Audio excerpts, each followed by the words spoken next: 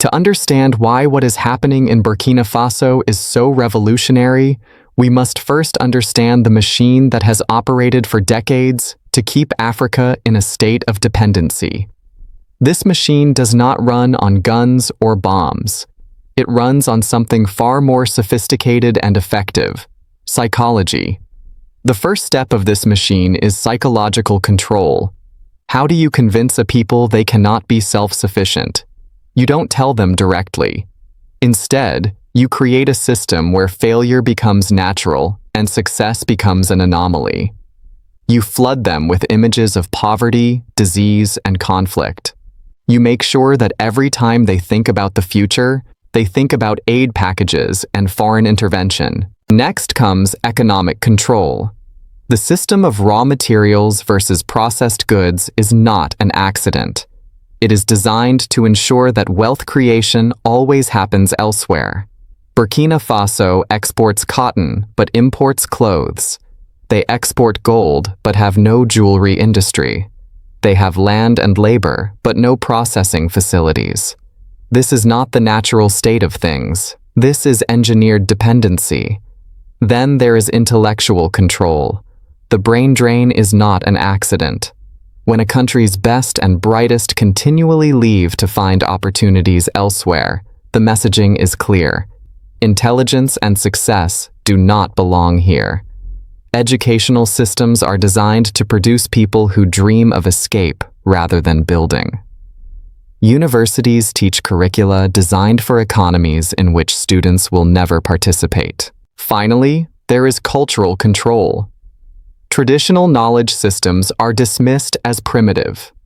Indigenous solutions are treated as inferior to imported ones. Languages are marginalized in favor of colonial languages. Cultural practices are seen as obstacles to development rather than foundations for it. In Burkina Faso, this system operated perfectly for decades. Previously, the country imported 60% of its food consumption, despite having some of the most fertile land in West Africa. The collective psychology had become, "We cannot survive without them." Government institutions were captured by a donor mindset, measuring success by the amount of aid received rather than the capabilities developed. This was a textbook case of a self-fulfilling prophecy. Believing in failure creates failure. But there are moments in history when all these layers of deception are stripped away, when a people sees the truth of its own power. For Burkina Faso, that moment came when they realized they had been feeding themselves for centuries before colonization and had the potential to do it again. This moment of recognition did not happen overnight, but when it did, it spread like wildfire. And at the center of this awakening stood a man who had long understood that true power does not come from the outside. Ibrahim Traoré is not just a leader. He is a philosopher of action, an architect of consciousness, a catalyst for transformation. To understand him, we must understand the philosophy he represents. The core belief of Ibrahim Traoré is simple yet revolutionary. Every people has within them everything they need to prosper. This is not an empty slogan. It is the foundation of an entire worldview. When you truly believe this, every policy decision, every resource allocation, every partnership is filtered through the question, does this strengthen our ability to be self-reliant? The practical application of this belief has translated into concrete policies.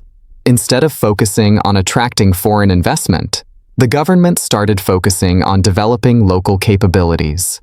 Instead of measuring success by the amount of aid received, they started measuring success by the percentage of needs met by local production. Instead of educating people to work for foreign companies, they started educating people to create local solutions. This philosophy has a deep historical foundation. Ibrahim Traoré did not invent the self-reliance philosophy, he revived it. Thomas Sankara articulated a similar vision in the 1980s before he was assassinated. But Traoré has taken Sankara's vision and adapted it for contemporary realities. He understands that pure isolationism is not practical in a globalized world, but dependency is also not acceptable. The answer is selective engagement from a position of strength. The psychology of a revolutionary like Ibrahim Traoré is fundamentally different from that of a typical politician. First, he has pattern recognition, the ability to see patterns that others miss. He saw the connection between food imports and political dependency. He saw the relationship between cultural devaluation and economic stagnation. He saw how the brain drain becomes a self-reinforcing cycle. Second, he has systems thinking. He understands that everything is connected. You cannot solve economic problems without addressing cultural problems. You cannot achieve food security without addressing educational reform. You cannot build strong institutions without changing the collective psychology. Third, he has a long-term vision. While most politicians think in electoral cycles, Traoré thinks in generations. Policies are designed not just to solve immediate problems, but to build foundations for sustainable development over decades. Finally, he has the courage of his convictions. He is willing to confront powerful interests, both foreign and domestic, when those interests conflict with the vision of a self-reliant Burkina Faso. This courage is not reckless, but it is calculated and unwavering. Ibrahim Traoré not only has a vision, he has a methodology. His revolution unfolds in 4 distinct phases. The first phase is consciousness raising. Before you can change reality, you have to change the perception of reality. Traoré began by changing the narrative about Burkina Faso's capabilities. Instead of constantly talking about poverty and dependency, he started talking about resources and potential. Instead of apologizing for the country's limitations, he started celebrating the country's strengths. This was not simple propaganda. This was a strategic reshaping of the collective self-image. When people start seeing themselves as capable producers rather than helpless recipients, their behavior changes. They start taking initiative instead of waiting for instructions. They start looking for local solutions instead of assuming foreign ones are better. They start investing in their community instead of always looking to escape from it. The second phase is institutional transformation. Consciousness raising without institutional backing is just wishful thinking. Traoré understood that sustainable change needs structural support. Government ministries were refocused from aid coordination to production support. Budget allocation shifted from prestige projects to productive infrastructure. Decision-making processes were restructured to prioritize long-term sustainability over short-term donor satisfaction. This wasn't just about changing personnel, but about changing the entire framework for how institutions operate. Success metrics changed. Instead of measuring how much aid a ministry could attract, they started measuring how much local capability they could develop. Instead of rewarding officials for maintaining good relationships with donors, they started rewarding them for building domestic capacity. The third phase is the economic revolution. Philosophy and institutions mean nothing if they don't translate into concrete economic changes. Traoré's approach here was not ideology-driven socialism or capitalism, but a practical focus on production capabilities. The question wasn't whether the private or public sector should lead, but whether local or foreign interests should control. Import substitution policies were introduced, but with realistic timelines and quality standards. Support was given to local industries, especially in food processing and textile manufacturing. Financial systems were redesigned to serve local production rather than facilitate capital flight. Trade policies were adjusted to protect emerging industries while still allowing for beneficial international exchange. The fourth phase is a cultural renaissance. Economic independence without a cultural foundation is fragile. Traoré understood that sustainable development needs cultural grounding. Traditional knowledge systems were officially recognized and integrated with modern techniques. Local languages gained prestige and practical use in government and education. Cultural events celebrating self-reliance and innovation became central to the national identity. But philosophy means nothing without action. And the actions of Ibrahim Traoré have created a movement that has spread with remarkable speed and scope. A revolution is never just about one person. It is about the moment when one person's consciousness spreads and becomes the consciousness of many. In Burkina Faso, this spread occurred with incredible speed and scale. Initially, people were skeptical. After decades of disappointment, the Burkinabe people had learned to be cautious about promises of change. They had heard rhetoric about self-reliance before. But slowly, as concrete actions backed up the words, skepticism began transforming into cautious hope and then into active belief.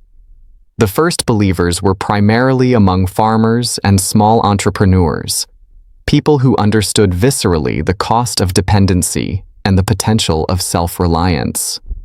These early adopters began experimenting with traditional seeds instead of imported ones, forming agricultural cooperatives and creating knowledge-sharing networks. Innovation and adaptation emerged organically at the grassroots level. The tipping point came when the majority of the population began to buy into the vision. This happened not because of propaganda, but because of visible results. Food production increased. Local businesses grew. Youth started seeing opportunities at home instead of only abroad. The brain drain slowed as educated Burkinabe began finding meaningful work in the emerging local economy. This mass conversion to the consciousness of self-reliance manifested in concrete ways across all sectors. In agriculture, farmers rediscovered traditional farming techniques that had been dismissed as primitive, combining them with modern sustainable practices. Local agricultural cooperatives formed naturally, creating support networks for knowledge sharing and resource pooling. Innovation flourished as farmers experimented with drought-resistant crops and organic fertilizers made from local materials. The education system began incorporating local knowledge into the curriculum alongside academic subjects. Teachers started emphasizing practical skills relevant to the local economy. Students developed pride in their local culture and capabilities instead of only aspiring to Western lifestyles. The brain drain slowed as educated youth saw possibilities for meaningful careers in the developing local economy. The economic sector saw entrepreneurs shifting their focus from importing foreign goods to producing local alternatives. Investment patterns changed as people started looking for local opportunities rather than always seeking foreign partnerships. New business models emerged based on local value creation rather than simply facilitating foreign trade. Economic nationalism grew without becoming xenophobic. People wanted independence, not isolation. A true revolution is not just about changing hearts and minds. It is also about changing systems and structures. Ibrahim Traoré understood that sustainable change needs institutional backing. Government restructuring became comprehensive and systematic. Ministries were refocused from aid coordination to production support. Budget reallocation shifted resources from prestige projects to productive infrastructure like processing facilities, storage systems, and transportation networks. New metrics of success replaced old ones. Self-reliance indicators rather than donor satisfaction became the primary measures of government effectiveness. The economic policy revolution was equally comprehensive. Import substitution policies were introduced with realistic timelines, recognizing that building local capacity takes time. Support for local industries focused especially on value-added processing of the raw materials Burkina Faso already produced. Financial systems were redesigned to serve local production rather than facilitate capital flight to foreign banks. Trade policies protected emerging industries while maintaining beneficial international relationships. The cultural policy transformation was perhaps the most profound. Official recognition of traditional knowledge systems elevated indigenous wisdom from a marginalized curiosity to a valued resource.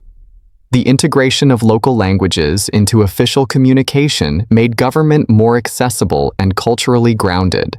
Cultural events celebrating self-reliance and innovation became central features of the national calendar. Media policies promoted positive African narratives instead of constantly reinforcing images of dependency and failure. True revolutions do not respect borders. The ideas of Ibrahim Traoré and the success of Burkina Faso began to resonate across Africa and beyond. Regional inspiration spread as leaders from other African countries began studying the model. Youth movements across Africa adopted similar philosophies of self-reliance and dignity. Regional cooperation based on mutual strength rather than mutual weakness became the new paradigm. Pan-African consciousness revival gained practical applications instead of remaining purely rhetorical. Global attention followed African interest. International development organizations found themselves forced to reconsider their approaches. Academic institutions began studying the phenomenon, trying to understand how a country dismissed as hopeless could achieve such a rapid transformation. Media coverage shifted from skeptical to curious to increasingly admiring. Global South countries took note of an alternative development path that didn't require submission to Western institutional frameworks. Perhaps most importantly, Ibrahim Traoré contributed to an intellectual revolution that challenged fundamental assumptions about development. A new development theory based on endogenous capabilities began emerging from African universities. The challenge to neo-colonial assumptions about African potential gained academic credibility. The demonstration of an alternative modernization path proved that there is more than one way to achieve prosperity. The proof of concept for self-reliant development inspired similar experiments globally. But a revolution is truly measured by the transformation it creates. Numbers and policies only tell part of the story. The real transformation happens at the level of individual human beings. How they think about themselves, how they relate to the world, and how they envision the future. The psychological transformation was profound and widespread. The dependency mindset, we need someone to help us, transformed into an agency mindset. We can solve this problem. Evidence was everywhere. Communities organizing to solve local problems instead of waiting for external assistance. Individuals taking the initiative to start businesses, families investing in education and skills development, rather than just hoping for opportunities elsewhere. The scarcity mindset. There aren't enough resources to do anything, transformed into an abundance mindset. We have everything we need, we just need to organize it properly. This shift was visible in increased resourcefulness, creativity and problem solving, and a willingness to invest time and effort in long-term projects. People began seeing opportunities where they had previously seen only limitations. Individualistic thinking, I have to look out for myself, evolved into collective thinking. We succeed or fail together. This manifested in increased cooperative behavior, community-based solutions to local problems, and stronger social solidarity across ethnic and religious lines. Personal stories illuminate the scale of the transformation. Amadou, a 45-year-old farmer, reflected, "Before, I just farmed to get through the day. Now I farm to feed the community and even export." The difference isn't the land or the seeds, but the mindset. I realized I could be a producer, not just a survivor. Individual transformation when it happens at scale, creates societal transformation. Burkina Faso experienced fundamental shifts at every level of society. The economic ecosystem evolved as local businesses began linking with each other, creating value chains that kept wealth circulating locally. Innovation clusters emerged spontaneously as solution-focused groups formed around specific challenges: water management, sustainable agriculture, renewable energy. Financial circulation improved as money stayed local longer, creating multiplier effects throughout the economy. Social structures strengthened as community organizations became more effective. Intergenerational knowledge transfer accelerated as elders shared traditional wisdom, while youth contributed energy and modern techniques. Gender dynamics shifted as women took on leadership roles in new economic activities, particularly in agricultural cooperatives and small-scale manufacturing. Youth engagement increased dramatically as young people saw a future at home rather than only abroad. A cultural renaissance manifested in a language revival as local languages gained prestige and practical use. Traditional knowledge was validated and modernized rather than abandoned. Artistic expression flourished with new songs, stories, and art celebrating self-reliance and cultural identity. A spiritual renewal connected cultural identity with economic success, creating a powerful synergy. Institutional evolution accompanied social change. The government became more responsive as public servants found themselves more accountable to citizens than to foreign donors. Educational relevance improved as schools began teaching the skills needed for local development, rather than preparing students for emigration. Healthcare innovation integrated traditional medicine with modern healthcare, creating a more culturally appropriate and accessible system. The legal framework evolved to support local enterprise and innovation. When individual transformation and societal transformation combine, the result is national transformation, a fundamental change in the character of an entire country. Economic indicators tell part of the story. Food security improved from import dependence to export capability. Employment increased in productive sectors. The trade balance improved with reduced imports and increased value-added exports. Financial independence grew with reduced reliance on foreign aid and loans. Social indicators revealed deeper changes. Education outcomes improved with relevant skills and cultural pride. Health metrics showed improvement in nutrition and healthcare access. Social cohesion strengthened with a greater sense of national unity and purpose. Migration patterns reversed as youth stayed and diaspora members began returning. International standing shifted as Burkina Faso gained regional leadership, with other countries studying their model. Global recognition grew for their successful self-reliant development. Partnership terms improved as the country could negotiate from a position of strength rather than weakness. Soft power increased as its cultural and intellectual influence grew. Most important were the intangible transformations that couldn't be measured easily: national confidence in collective capability, a future orientation with planning for generations rather than just surviving today, creative energy with innovation and experimentation at every level, and moral authority from standing up for the principles of dignity and self-determination. But this transformation is not only significant for Burkina Faso. A true revolution can never be contained within borders. Ideas have a tendency to spread, especially when those ideas are backed by concrete results. The Burkina Faso revolution is creating ripples across the world. An African renaissance is underway with a continental awakening as other African leaders question dependency models. Youth movements across Africa draw inspiration from the possibility of self-reliance. Economic integration increases as African countries trade more with each other. Cultural pride grows with a renewed appreciation for African knowledge systems. Global South inspiration spreads as countries see proof that self-reliant development is possible. South-South cooperation increases with new partnerships based on mutual respect.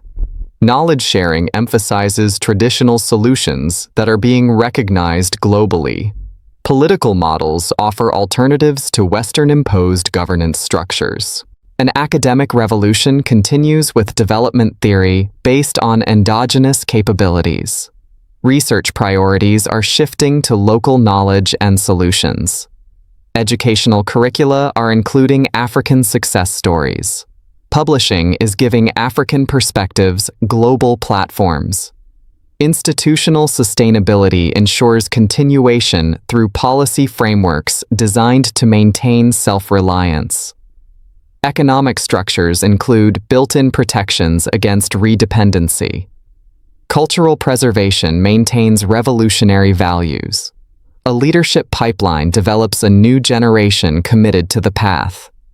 Regional integration creates economic blocks in which African countries cooperate as equal partners. Knowledge networks share innovations and best practices. Cultural exchange celebrates diversity while building unity.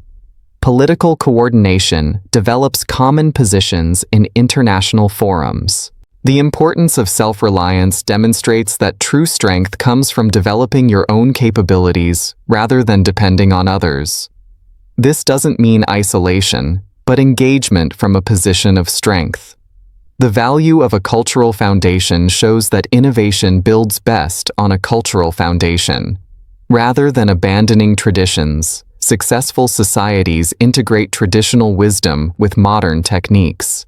The necessity of courage reveals that change requires courage. The courage to challenge existing systems, the courage to try new approaches, the courage to believe in possibilities that others dismiss. Watching Burkina Faso transform raises a question. What revolution is possible in your own life, your own community? At the individual level, what dependencies can you eliminate? What capabilities can you develop? How can you contribute to, rather than just consume from, your community? At the community level, what local problems could be solved with local resources? What traditional knowledge is being undervalued? How can community members support each other's growth? At the national level, what false limitations has your country accepted? What resources are being exported raw that could be processed locally? How can citizens take more responsibility for national development? Ibrahim Traoré has shown us that a revolution does not need violence, only a clear vision of what's possible, a commitment to practical action, a belief in people's capabilities, a willingness to challenge assumptions, and persistence in the face of skepticism. Burkina Faso has proved that transformation is possible. The question is, who will be next? Which community, which country, which individual will embrace the revolutionary mindset and create their own transformation? The revolution is waiting. The question is, are you ready to join it?